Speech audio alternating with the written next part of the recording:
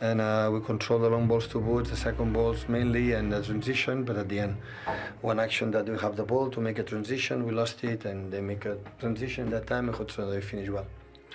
What needed to be better from your team to get the result today?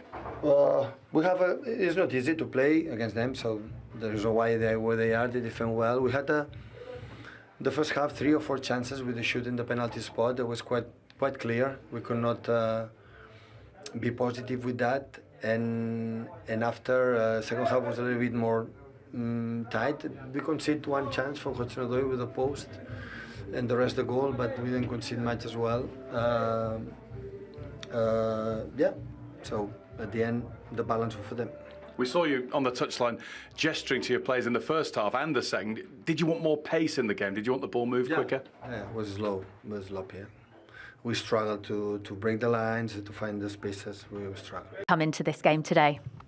Before we were done in December, it rained a lot since then. Nothing to compare. It's another game.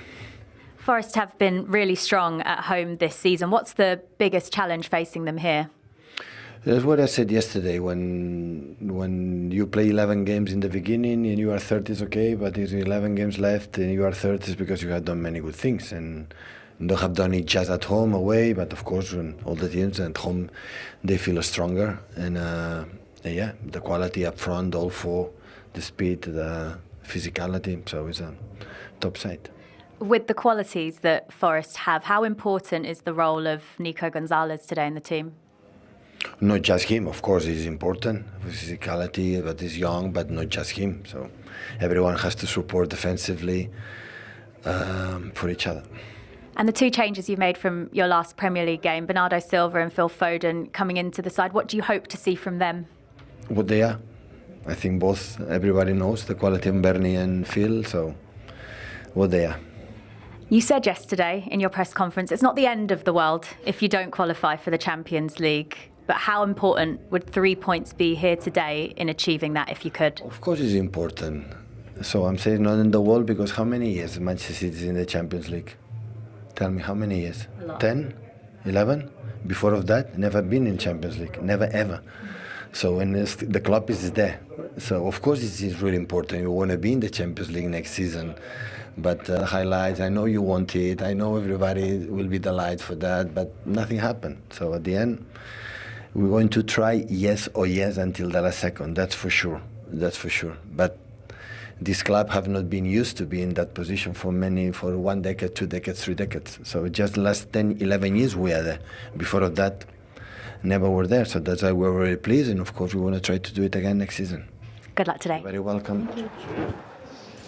Pep Guardiola there doesn't even seem to want to contemplate Manchester City not being in the Champions League, Jolien. They are looking, though, to do the double over Forest this season in a massive game in that race. What did they get right in that reverse fixture against them? Well, as you said, going into that game, their form and consistency wasn't great. The game was outstanding, and he's someone they're going to match up today. His recent games has been playing exceptionally well, so that is what they got right. They targeted the brilliance of Doku and just let him run at Ayana and the fullbacks and the defenders consistently, because if he does that on a consistent basis, he's going to get positive outcomes.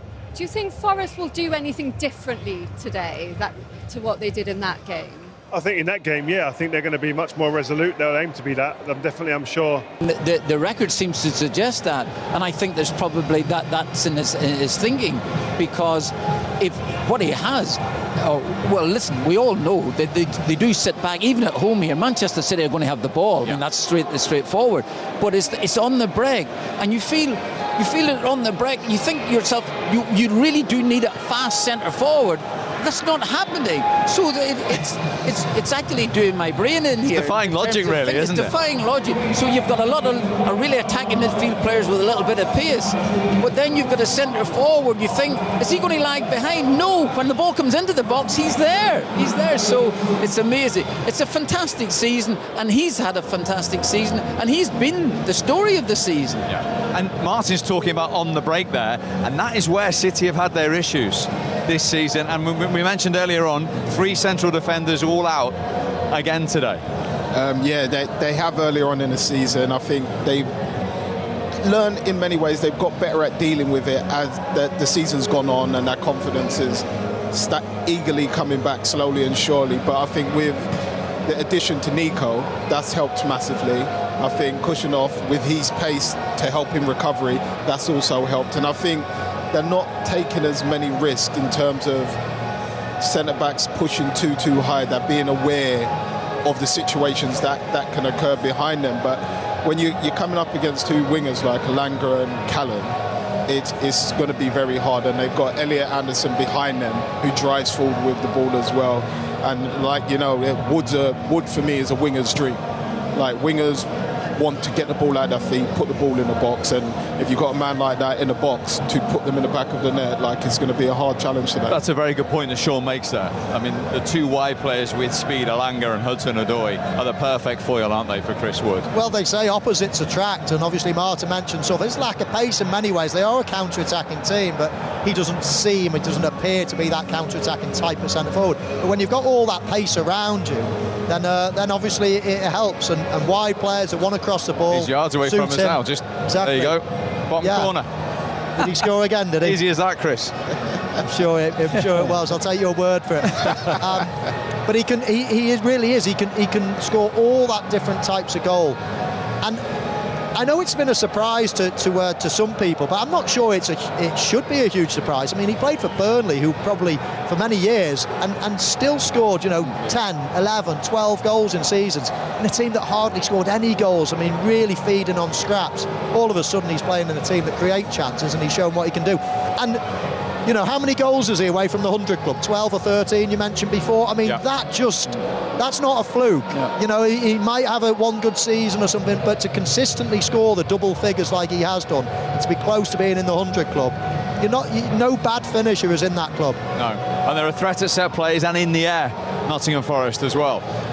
Honestly, the way they play and the way Nunes has got them played, I think the threat can come from Aina, the fullback. He likes to get forward, puts in crosses, gets on the end of things, and even tries to have a shot. So it's going to be it's going to be very, very tough for City, because City will have the ball, and they're waiting to entice them into a pass that they know that they can win. In many ways, trap them, and from they trap them, you'll see Elanga and Callum. They will be gone, and Wood will be going in there. And what's clever about Wood is, because they attack so fast, the back four drop very, very quickly, and if the midfield ain't there, then that leaves a space between them and that midfield, and that's normally where they get the cutbacks or the nice tap-ins. That's something City are going to have to look at, because Forest have 10 headed goals this season. That is more than any other team. Let's hear from the man who's put all this master plan together. Here he is, the Forest manager, Nuno. Nuno, your team are unchanged for this game today from the last Premier League game. What do you want to see from your players? What qualities do they need to show? If we can repeat the defensive performance that we had, that's a good sign. That's a good sign, realizing that City has very good players and a fantastic team to try and control them. At the same time, trying to progress and be brave on the ball and go for the game, enjoy the fantastic atmosphere at the City ground, and enjoy the moment. From the defeat against Man City in December, what did you learn as a group that you can take into this game today? We realized that they are very good. That was a very difficult game for us. Nothing has changed. It's going to be very hard. We're always going to face a very talented team. Better on defense, more compact, and take our chances, because we had a couple. It's the race for the Champions League places, and it's such a big game here today, but Nottingham Forest do have a lot of home games left, and you have been strong at the City ground. How important will your home form be to qualifying for the Champions League? Our home form is being very good, and basically because of the help of the City ground, the extra run that they make us, the noise, the atmosphere, how hard it is for our opponents to play here. So this is what we want to continue game by game. Well, the atmosphere really building. Less than 12 minutes to kick off. Pitch side here on the road at the City ground. 3rd against 4th. City no win, they go 3rd. You alluded to it earlier on. Forest have to keep this going, don't they? They do. There's so many teams that are biting at their heels now. The likes of Newcastle and Chelsea. Of course, Manchester City right in behind them. They've got to focus on staying in this top 5 probably to qualify. What a wonderful season. It'd be such a shame if they fell at the final hurdle. So they've got to reignite this momentum. Tough game to play against Manchester City, but they've had such a good season. They've got to finish it off now. This is a massive game for them. Certainly is. Here's Bernardo Silva season as they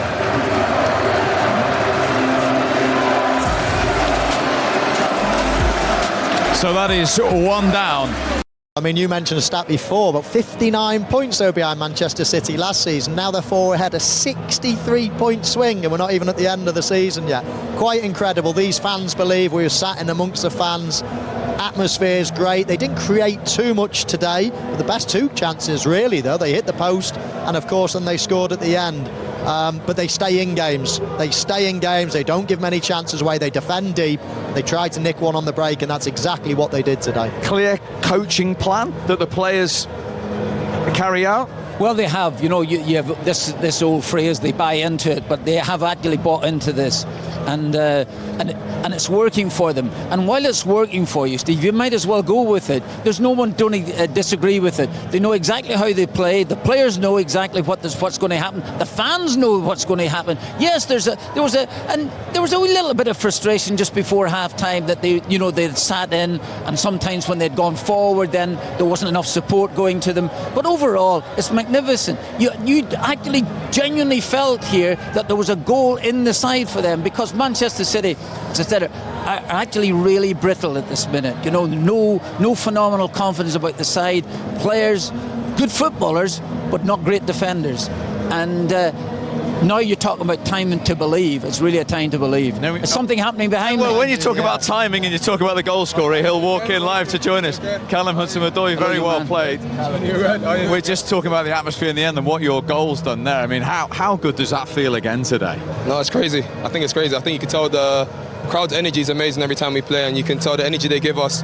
It pushes us throughout the game, and as I said, we're buzzing with the win today, but we go again next week as well. And the way the game was going, did you feel there was a goal in it, as Martin's suggesting? Yeah, definitely. As I said, the game was opening up, and you can tell that they were trying to push for a goal, which gave us more space on the counter-attack, which we utilised very well. I said Morgan found me excellently, as he always does, and then it's just my job to just try and get the ball in the back of the net, which happened. Well, this boy did that a few times. He appreciated that finish. I bet you thought you'd scored one before you did. I mean, it was an unbelievable save from Ederson when you hit the post before then. Did you think it was in? 100%. I even started celebrating a little bit, and I realised he saved it. But yeah, this is an amazing save from him. He done really well there to get a hand to it. And as I said, it's just unfortunate it didn't go in. But the next one came, and I said that one went in, so we're buzzing with that as well. Exactly. I mean, we're talking before as well about probably the 2 saves of the season are in this around this goal. One from your goalkeeper and from Emi Martinez earlier in the season. But even though that chance didn't go in, obviously any goal scorer will tell you just keep going, you keep believing. 100%. As I said, you know that another chance will hopefully come in the game, and I think for myself, I have to stay positive and know that at the end of the day, someone will find me. Someone will give me the opportunity to get the ball in one-on-one situation, and which happened today, and I just had to make sure I put it in the back of the net. Yeah. There's certain moments in the season when you think, actually, it's going to work for us. And the way back years and years ago, 100 years before you were even born, Nottingham Forest went to Manchester United at Old Trafford and won 4-0. It's the first time we thought it was Christmas time. Now there's only 10 games left. You must think, this is it now. Sorry, I'm going to put you under severe pressure for this one, but you must feel it's there. No, definitely. Sorry, it's not there, but it's within your grasp. Hopefully. For us, we're just staying humble as much as possible. Yeah. And know that the position that we're in, we should go and make sure that we stay positive and keep going and try and battle for every game. Every game's important, and I think... Did you say humble? 100%. There's no such thing as young players feeling humble, you know? Not at all, but we'll go with it. 100%, I think that's the word for us. I think we just got to make sure we're staying motivated and humble to the most. I think we've got 10 games left or 11 games, whatever it is, but every game's important. And I think every game we try and get points on the board and making sure that we're doing the best that we can. There's no doubt. There's a proper spirit about the side that seems to unfold itself on the pitch here. There's no question about that. Yeah, you can tell our spirit's always high, and you can tell every game we play, the energy from the crowd, I think, boosts us the most, even home and away. We have a lot of people that come to support us, and as I said, they give us that energy, and we keep going every game and game and game. And hopefully, who knows, at the end of the season where we'll be.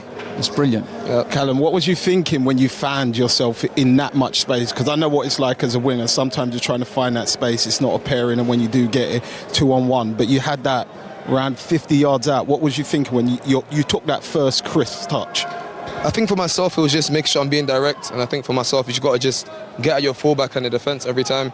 You got to make sure you're staying positive. And as I said, when that ball came, I think to myself, go for goal, look up, see who's there and around in the box. If you have the opportunity one-on-one, make sure you get past them and get a shot off. So which happened. I saw Woody. I told him as well. I saw him, no problems, because he was gonna get onto me, but I 100% saw him. So it was just me being positive, trying to get that shot off, which didn't win in. We were just talking about the way you set up as well. You're well coached. All the players know their job, don't they, in this system? And you've used fewer players than any team this season. You're a real tight together group. Yeah, 100%. I think everybody knows what their role is, and as I said, the manager's instructed us from the day one. As soon as he came in last season, you can tell what he wants to do in his ideas for the game, every single game. So I think for myself, it's like, you just got to make sure that you're doing your job properly, because at the end of the day, someone could be ready to come on and to impact the game as well. So I think all of us, we just know every time we get on that pitch opportunity we get, give it your best for the 100 minutes, 90 minutes, whatever it is, and then who knows what the result will be. And give us a sense of the belief running through the dressing room at the moment. That's the first time you've beaten the champion since you came back into the Premier League today. Yeah, definitely we're buzzing. You could tell even the atmosphere, as soon as we won, everyone went crazy, and even myself, I was buzzing. So I think we're going to be at this for the next couple of days, just to enjoy it, just to enjoy the moment with family, friends. But as I said, we've got another important one coming up next week before international break. So as I said, we just got to wait and see now, and hopefully things keep going our way. Make sure you do enjoy it. Very well done today. Thank you very much for joining us, Callum. Thank you very much. Callum Hudson-Odoi, the match winner. Big smiles, and why not live for you on Matchday Live here on the road. I mean, he said there, didn't he? Kept on going. 3 goals in 5 games now. He scored at Anfield, let's not forget, in that win as well. He scores big goals as well, doesn't he? Exactly, they're the important ones, you know. A lot of people can score when it's 5-0 and you score the 4th or the 5th, but when you're scoring and it's 1-0, then they're the big ones. They're the important goals that you've got. So, yeah, that was amazing performance, dogged performance. Wasn't the best games today, but a lot of the time you have to spoil things against Manchester City. They have so much of the ball. I don't care who they're playing, they always have control of the game, but if you can hit them on the break, Martin highlighted it before the game, this is, you know, it could be playing into their hands today. They're not very good, Manchester City, at the counter-attack, and really they didn't defend that goal well, but from Forest's point of view, they keep going to the end. Their fitness levels, as you mentioned, they use the same players, they're all staying fit for the whole season, and I'm sure even if you get the odd knock, Martin, for some reason players don't seem to get injured when things are going really well.